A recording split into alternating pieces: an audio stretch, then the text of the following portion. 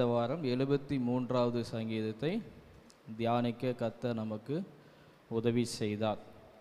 73வது சங்கீதம் 27வது வசனத்தின் முற்பகுதி. அதனுடைய தொடர்ச்சியாக இந்த வாரம் 73வது சங்கீதத்தின் 27வது வசனத்தின் பிற்பகுதியை இந்த நாளில் நாம் தியானத்துக்கென்று தெரிந்து கொண்டுள்ளோம். அல்லேலூயா. கர்த்தருடைய நாமம் மகிமைப்படுவதாக. வாசிப்போம். உம்மை விட்டு சோரம் போகிற அனைவரையும் சங்கரிப்பீர். இந்த வசனத்தின் அர்த்தம், உம்மை விட்டு, உமக்கு உண்மையாய் இல்லாமல் பின்வாங்கி போகின்ற அல்லது உம்மை விட்டு விலகி செல்கின்ற அனைவரையும் சங்கரிப்பீர், அழித்து போடுவீர் என்று அர்த்தமாம். அல்லேலூயா. சரி, இந்த நாள் தேவனை நாம் ஆராதனை செய்வதற்காக கூடி வந்திருக்கின்றோம். எனவே இந்த ஆராதனை பகுதிகளை அடிப்படையாக கொண்டு இந்த சங்கீதத்தை நாம் தியானிக்கப் போகின்றோம். நம்முடைய சபையின் ஆராதனை பகுதிகளை, முதலாவது நாம் தேவனை தொழுகின்றோம், இரண்டாவது தேவனுக்கு காணிக்கையை படைக்கின்றோம், மூன்றாவது தேவனுடைய வார்த்தையை கேட்கின்றோம், நான்காவது தேவனை நோக்கி நம்முடைய ஜெப விண்ணப்பங்களை வைத்து ஆராதனையை நிறைவு செய்கின்றோம், ஐந்தாவது ஆலயத்தை விட்டு கடந்து செல்கின்றோம். எனவே இந்த அடிப்படையில் இந்த வசனத்தை நாம் தியானிக்க கர்த்தர் நமக்கு கிருபை பாராட்டுவாராக. எனவே இதனுடைய காரியங்கள் அதிகமாக இருக்கின்றபடியினால் சுருக்கமாக இவற்றை நான் நிறைவு செய்து கொள்கின்றேன். எனவே தேவனுக்கு நாம் எந்த அளவுக்கு உண்மையாக இருக்க வேண்டும். நம்முடைய வாழ்க்கையில் அநேக காரியங்களில் உண்மையாக இருப்போம். வேலை செய்கிற இடத்துல கணவனுக்கு மனைவி, மனைவிக்கு கணவன், அப்படி பிள்ளைகள், பெற்றோர், உறவினர்கள், இப்படி அநேக சில காரியங்களில் உண்மையாக இருப்போம். அந்த காரியங்கள், அந்த உண்மையை விட்டு நம்ம ஒருபோதும் விலக மாட்டோம். ஆனால் தேவனுக்கு உண்மையாக இருக்கின்றோமா என்பதை நாம் சிந்தித்து பார்க்க வேண்டும். இப்போது தேவனுக்கு உண்மையாக இல்லாத ஜனங்களை தேவன் அழித்து போடுவார். இப்போ எந்தெந்த காரியங்கள்லாம் தேவனுக்கு உண்மையாக காணப்பட வேண்டும்? முதலாவது வாசிப்போம். யோவான் எழுதின சுவிசேஷம் 4வது அதிகாரம் 24வது வசனம். தேவன் ஆவியாய் இருக்கிறார், அவரை தொழுது கொள்ளுகிறவர்கள் ஆவியோடும் உண்மையோடும் அவரை தொழுது கொள்ள வேண்டும். முதலாவது, தேவனுக்கு உண்மையாய் நாம் காணப்பட வேண்டிய காரியம் அவரை தொழுது கொள்ளுவதில். அல்லேலூயா. தேவனை ஆராதனை செய்வதில், தேவனுக்கு நம்முடைய ஸ்தோத்திர பலிகளை செலுத்துவதில், தேவனுக்கு நமது நன்றி பலிகளை செலுத்துவதில் உண்மையாய் காணப்பட வேண்டும். தேவனை ஆராதிக்க வருகின்றோம் என்று ஞாயிற்றுக்கிழமை சபைக்கு செல்ல வேண்டும் என்ற கட்டாயத்தோடு அல்ல. ஞாயிற்றுக்கிழமை சபைக்கு வரவில்லை என்றால் போதகர் கேட்பாக, அல்லது ஏனோ தானோ என்று நாம் சபை கூடி வந்து தேவனை ஆராதனை செய்ய கூடாது. நாம் தேவனுக்கு ஏறெடுக்கின்ற நம்முடைய பலி குற்றமற்ற பலியாக காணப்பட வேண்டும், குறைவற்ற பலியாக காணப்பட வேண்டும். அந்த பலியை தேவன் அங்கீகரிப்பார். உண்மை இல்லாத ஆராதனையை இன்னைக்கு அநேகர் செய்து கொண்டிருக்கின்றார்கள். எனவே நான் தேவனை நோக்கி செலுத்துகின்ற பலி, நான் தேவனை நோக்கி செலுத்துகின்ற என்னுடைய விண்ணப்பங்கள், என்னுடைய ஸ்தோத்திரங்கள் உண்மையாக இருக்கின்றதா என்பதை சிந்தித்து பார்க்க வேண்டும். உண்மை இல்லாமல் தேவனை தொழுது கொள்கின்றவர்களை அவர் சங்கரிப்பார். இரண்டாவது, 2 கொரிந்தியர் 9:7.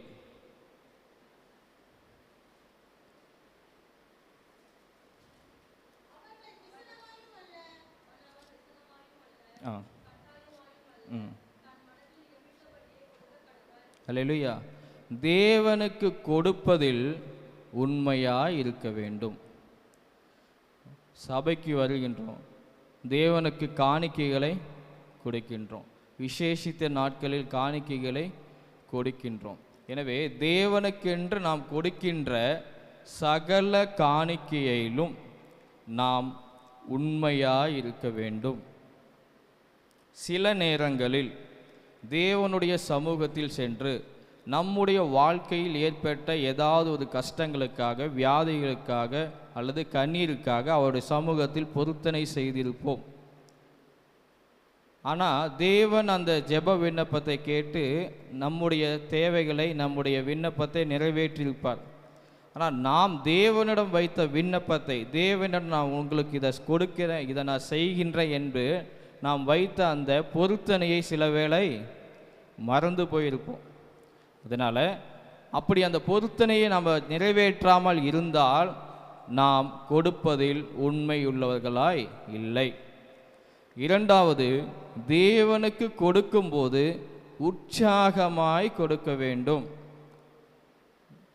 தேவனுக்கு கொடுக்கின்ற காரியங்களில், ஊழியங்களுக்கு கொடுக்கின்ற காரியங்களில் நம்முடைய உள்ளத்தில், நம்முடைய ஆத்துமாவுக்குள், நம்முடைய இருதயத்துக்குள் உற்சாகம் இருக்கணும்.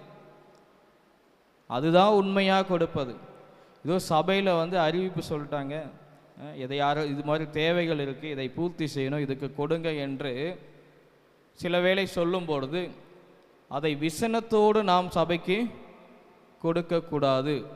நாம் கொடுக்கின்ற காணிக்கை விசனத்தோடு இருக்கக்கூடாது, வருத்தத்தோடு இருக்கக்கூடாது, துக்கத்தோடு இருக்கக்கூடாது. உண்மையாய் கொடுக்க வேண்டும்.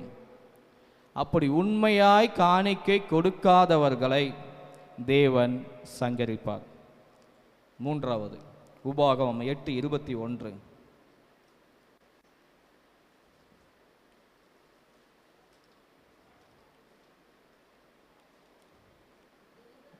உபாகமம் 28:1. இன்று நான் உனக்கு விதிக்கின்ற உன் தேவனாகிய கர்த்தருடைய கட்டளைகளின்படியெல்லாம் நீ செய்ய நீ கவனமாய் இருக்கும்படிக்கு அவர் சத்தத்திற்கு உண்மையாய் செவி கொடுப்பாயானால். தேவனை ஆராதனை செய்ய வந்திருக்கின்றோம், தேவனை தொழுது கொண்டோம், தேவனுக்கு காணிக்கையை படைத்து விட்டோம். அடுத்து தேவனுடைய சத்தத்தை கேட்க போகிறோம். அப்போ அந்த சத்தத்துக்கு நம்முடைய சத்தம், நம்முடைய செவி எப்படி இருக்கணும்? எப்படி இருக்கணும்? உண்மையாக காணப்படணும். தேவன் என்ன என்னோடு பேசுகின்றார், வேத வசனங்கள் எனக்கு என்ன காரியங்களை, எந்த காரியங்களை வெளிப்படுத்துகின்றது, நான் செய்கின்ற தேவனுக்கு பிரியமில்லாத என்னென்ன காரியங்களை இந்த நாளில் சபை எனக்கு, வேதம் எனக்கு, ஊழியர்கள் எனக்கு கற்றுக் கொடுத்திருக்கின்றார்கள் என்பதை உண்மையாய் செவி சாய்த்து கேட்க வேண்டும். ஏனோ தானோ என்றோ நாம் இங்கே அமர்ந்திருப்போம், நம்முடைய சிந்தனை வேறொரு பக்கம் சென்று கொண்டிருக்கும், அல்லது நம்முடைய சிந்தனையை மற்றவர்கள் சிதைத்து கொண்டிருப்பார்கள். இப்போ நம்முடைய கவனத்தை எல்லாம் மற்றவர்கள் மீது திருப்பிவிட்டு தேவ சத்தத்துக்கு செவி கொடுக்காமல், தேவ வார்த்தைக்கு கீழ்ப்படியாமல், தேவன் என்ன என்கிட்ட பேசுகிறார் என்பதை கவனிக்காம உண்மை இல்லாமல் காணப்பட்டோமானால் தேவன் நம்மை சங்கரிப்பார்.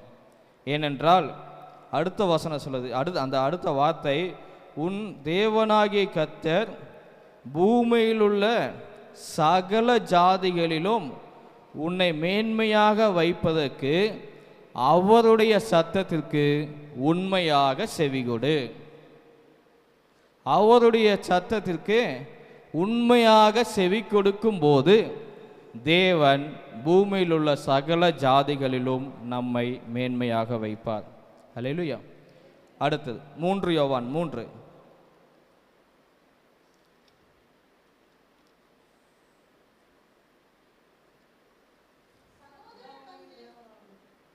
3 யோவான் 3வது வசனம்.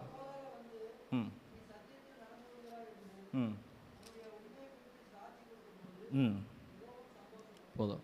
அப்போது நம்ம அடுத்து முதலாவது தேவனை தொழுது கொண்டாச்சு, இரண்டாவது தேவனுக்கு காணிக்கை கொடுத்தாச்சு, மூன்றாவது தேவனுடைய சத்தியத்தை கேட்டாச்சு.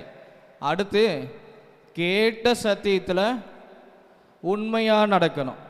அல்லேலூயா. தேவனுடைய சமூகத்துக்கு வந்தாச்சு, தேவனுடைய சத்தியத்தை எல்லாம் கேட்டாச்சு. ஆனால் கேட்ட சத்தியத்துக்கு உண்மையாக நடக்கலைன்னா தேவன் நம்மை சங்கரிப்பார். சிறந்த உதாரணம் மோசே. கன்மலையை பார்த்து பேசுன்னு சொன்னார், ஆனால் இவர் என்ன பண்ணிட்டாரு? இப்போ தேவனுடைய சத்தத்துக்கு உண்மையாக செவி கொடுக்கல. ரெண்டாவது தேவனுடைய சத்தத்தின்படி உண்மையாக நடக்கலை. அவன் கானானை இழந்தான். அவ்வளோதான்.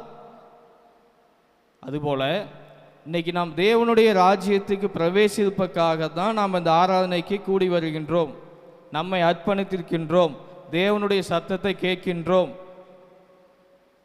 அப்படி அந்த சத்தங்களுக்கு உண்மையாய் செவி கொடுக்காமல் அல்லது கேட்ட வார்த்தைபடி நம்முடைய வாழ்க்கையை உண்மையாய் நடப்பிக்காமல் இருந்தோமானாலும் தேவன் நம்மை சங்கரிப்பார். ஐந்தாவது சங்கீதம் 145:18.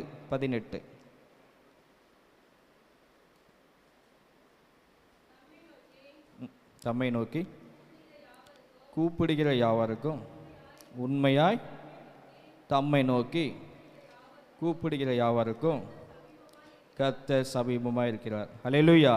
இங்கே சங்கீதக்காரர் மிக அழகாக சொல்கிறாரு. முதலாவது சொல்லிட்டார் தம்மை நோக்கி கூப்பிடுகிற யாவருக்கும். அடுத்து சொல்கிறார் இல்லை உண்மையாய் தம்மை நோக்கி கூப்பிடுகிற யாவருக்கும். இன்றைக்கி சில சமயம் நாமளே நம்மளுடைய பேச்சை மாற்றோம்ல, ஒரு வார்த்தையை சொல்லிடுவோம், இல்லை இது இப்படி தான். இப்போ தாவீது சொல்கிறாரு தம்மை நோக்கி கூப்பிடுற யாவருக்கும்.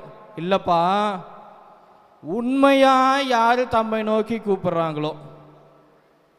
இப்போ ரெண்டுக்கும் வேறுபாடு உள்ளது. நாம் தேவனை நோக்கி கூப்பிடுகின்றோம், உண்மையாய் தேவனை நோக்கி கூப்பிடுகின்றோமா? அல்லேலூயா.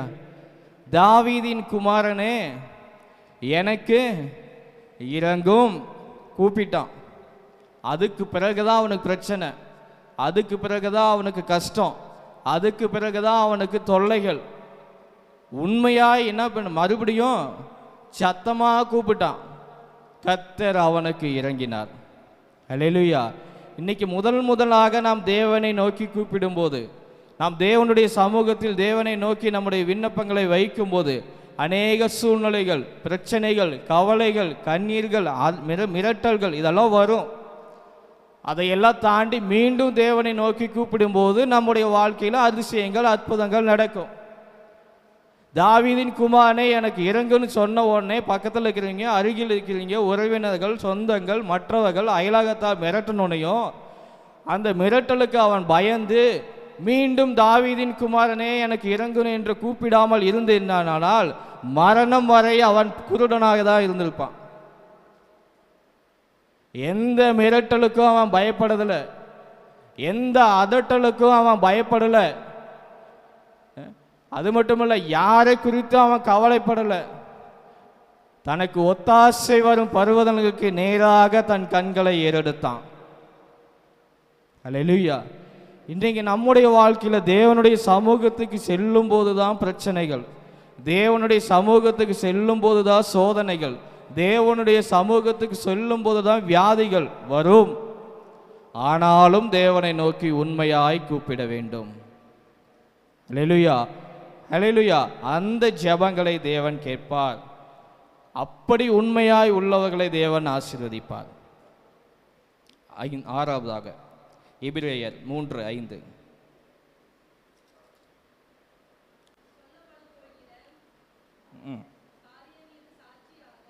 ஓகே.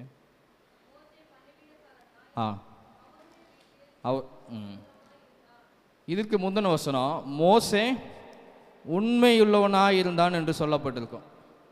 அடுத்து சொல்றாங்க மோசே அவருடைய வீட்டில்.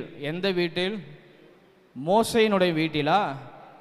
இல்லை, தேவனுடைய வீட்டில் மோசே ஜனங்களை வழிநடத்தின மோசே, இஸ்ரவேல் ஜனங்களை வழிநடத்தின மோசே, அற்புதங்களை செய்த மோசே, தேவனோடு முகமுகமாய் பேசின மோசே, தேவனோடு 40 நாட்கள் தங்கி இருந்த மோசே பணிவிடைக்காரனாயிருந்தான். அல்லேலூயா, அல்லேலூயா. இன்னைக்கு நம்முடைய வாழ்க்கையில் நமக்கு ஏதோ ஒரு பதவி, ஏதோ ஒரு உயர்வு, ஏதோ ஒரு தொழிலில் முன்னேற்றம் வந்து விட்டதென்றால் தேவனுடைய ஆலயத்தில் பணிவிடைக்காரராக இருப்பதில்லை. அதற்கு முன்பாக தேவனுடைய ஆலயத்தில் பணிவிடைக்காரராக இருப்போம். தேவனுடைய ஆலயத்தில் அநேக பணிவிடைகளை செய்திருப்போம். ஆனால் நம்முடைய வாழ்க்கையில் தேவன் நம்மை உயர்த்தும் போது, தேவன் நம்முடைய வாழ்க்கையை மாற்றும் போது பணிவிடையும் மாறிவிடுகின்றது. ஆலயத்துக்கு செய்ய வேண்டிய பணிவிடைகளும் மாறிவிடுகின்றது. ஆனால் மோசே தனக்கு கோத்திரத்துக்கு ஒருத்தரை நியமித்தார் ஜனங்களை வழிநடத்துவதற்கு. ஆனால் ஆலயத்தில் அந்த கோத்திரத்தில் ஒருத்தரை கூட்டு, நீ இந்த வேலை செய்ய, நீ இந்த வேலை செய்ய, உனக்கு இதுதான் வேலைன்னு மோசே நிறுத்திவிடல. தான் பணிவிடைக்காரனாக இருந்தார். புரிந்து கொண்டீங்களா? எனவே இன்னைக்கு உலக சபைக்கு வெளியே நாம் பணிவிடைக்காரராக இருப்பதை காட்டிலும் சபைக்கு வெளியில் ஒவ்வொருவரும் யாராவது ஒருவருக்கு பணிவிடைக்காரராக காணப்படுறோம். அப்படி தானே? உண்மையா? சபைக்கு வெளியில் நான் யாராவது ஒருத்தருக்கு பணிவிடைக்காரன். அதே போல் இங்கே அமர்ந்திருக்கின்ற ஒவ்வொருவரும் யாராவது ஒருத்தருக்கு பணிவிடைக்காரராக தான் இருக்கும். ஆனால் ஆலயத்தில் விசுவாசியாக இருக்கும், பணிவிடைக்காரராக இல்லை. அதனால தேவனுடைய ஆலயத்துக்கு வருகின்ற நாம் தேவனுடைய ஆலயத்தில் பணிவிடைக்காரராக காணப்பட வேண்டும். உண்மையும் உத்தமமாய் அந்த பணிவிடைகளை செய்யும்போது தேவன் நம்மை ஆசீர்வதிப்பார். அல்லேலூயா, அல்லேலூயா. இறுதியாக நீதிமொழிகள் 28:20, உண்மையுள்ள மனுஷன் பரிபூர்ண ஆசீர்வாதங்களை பெறுவான். இப்போ நம்ம 6 காரியங்களை கற்றுக்கொண்டோம். முதலாவது, எதில் உண்மை இருக்கணும்? தேவனை தொழுது கொள்ளுவதில். இரண்டாவது, காணிக்கை கொடுப்பதில். மூன்றாவது, தேவனுடைய சத்தத்தை கேட்பதில். நான்காவது, கேட்ட சத்தத்தின்படி நடப்பதில். ஐந்தாவது, ஜெபம் பண்ணுவதில். ஆறாவது, தேவனுடைய ஆலயத்தில். இப்போ இந்த 6 காரியங்களில் உண்மையுள்ள மனுஷன் பரிபூர்ண ஆசீர்வாதங்களை பெறுவான். இப்போ என்னுடைய வாழ்க்கையில் தேவன் பரிபூர்ண ஆசீர்வாதங்களை கொடுத்திருக்கின்றார் என்றால் நான் இந்த 6 காரியங்களிலும் கீழ்ப்படுகிறேன் என்று அர்த்தம். 6 காரியங்களும் நான் உண்மையாக இருக்கேன் என்பது அர்த்தம். ஒருவேளை ஏதாவது ஒரு ஆசீர்வாதம் என்னுடைய வாழ்க்கையில் குறைபட்டு காணப்படுமே ஆனால் ஏதோ ஒரு காரியத்தில் நான் உண்மையுள்ளவனாக இல்லை. அல்லேலூயா. ஏன்னா உண்மையுள்ள மனுஷன் அவனுக்கு எல்லா ஆசீர்வாதம் வந்துடும், அன்லிமிட்டெடு.